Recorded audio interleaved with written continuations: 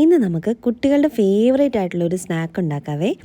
ഒരു കപ്പ് ചെറു ചൂട് പാലിലേക്ക് 1 ടേബിൾ സ്പൂൺ പഞ്ചസാര ഇട്ട് നല്ല പോലെ ഒന്ന് മിക്സ് ചെയ്തിട്ട് അതിലേക്ക് 1 ടീസ്പൂൺ ഈസ്റ്റും കൂടി ഇട്ടിട്ട് ഒന്ന് അടച്ചു വെക്കാം. ഒരു 10 മിനിറ്റ് നേരത്തേക്ക് ഈസ്റ്റ് ഒന്ന് പൊങ്ങി വരാനായിട്ട്.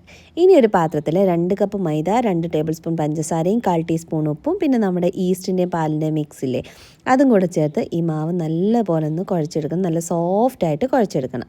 ഇതിൻ്റെ മുകളിലേക്ക് കുറച്ച് ബട്ടറും കൂടെ ചേർത്ത് വീണ്ടും നല്ലപോലെ ഒന്ന് കുഴച്ചെടുക്കണം. എത്രത്തോളം നന്നായി കുഴയ്ക്കുന്നോ അത്രയും നന്നായി വരും കേട്ടോ. ഇനി ബാക്കിയുള്ള ബട്ടർ അതിൻ്റെ പുറത്തേക്ക് ഒന്ന് തേച്ച് കൊടുത്തിട്ട് നമുക്കിതൊരു 1 മണിക്കൂർ ഒന്ന് റെസ്റ്റ് ചെയ്യാൻ വേണ്ടിയിട്ട് വെക്കാം. അപ്പോൾ 1 മണിക്കൂർ കഴിയുമ്പോഴത്തേക്ക് മാവ് നല്ല പോലെ പൊങ്ങി വന്നിട്ടുണ്ട്.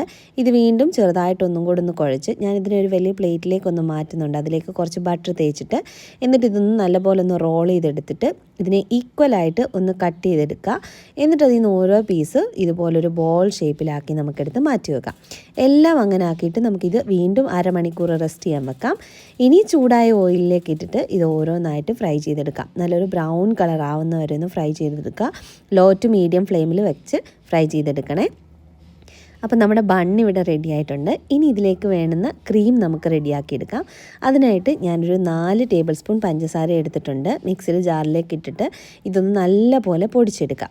ഇനി നമുക്ക് കുറച്ച് ബട്ടർ, റൂം ടെമ്പറേച്ചറിലുള്ള ബട്ടർ എടുത്ത് നല്ല പോലെ ബീറ്റ് ചെയ്തിട്ട് അതിലേക്ക് പൊടിച്ച പഞ്ചസാര കുറേശ്ശെയായിട്ട് ചേർത്ത് കൊടുത്ത് നല്ല പോലെ ബീറ്റ് ചെയ്തെടുക്കണം.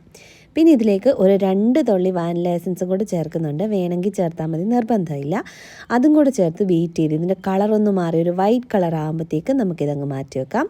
ഇനി ബണ്ണെടുത്തിട്ട് നടുകെ ഒന്ന് മുറിച്ച് കൊടുക്കുക. എന്നിട്ട് അതിൻ്റെ ഉള്ളിലേക്ക് നമ്മൾ റെഡിയാക്കി വെച്ചിരിക്കുന്ന ബട്ടർ ക്രീമില്ലേ അതും കൂടെ വെച്ച് കൊടുത്തു കഴിഞ്ഞാൽ കുട്ടികളുടെ ഫേവറേറ്റ് ആയിട്ടുള്ള ക്രീം ബണ്ണ് റെഡി. നല്ല അടിപൊളി ടേസ്റ്റുള്ള ക്രീമും സൂപ്പർ ടേസ്റ്റുള്ള ബണ്ണുമാണ് കേട്ടോ. ഈ ബണ്ണ് വെറുതെ തിന്നാലും നല്ല ടേസ്റ്റാണ്.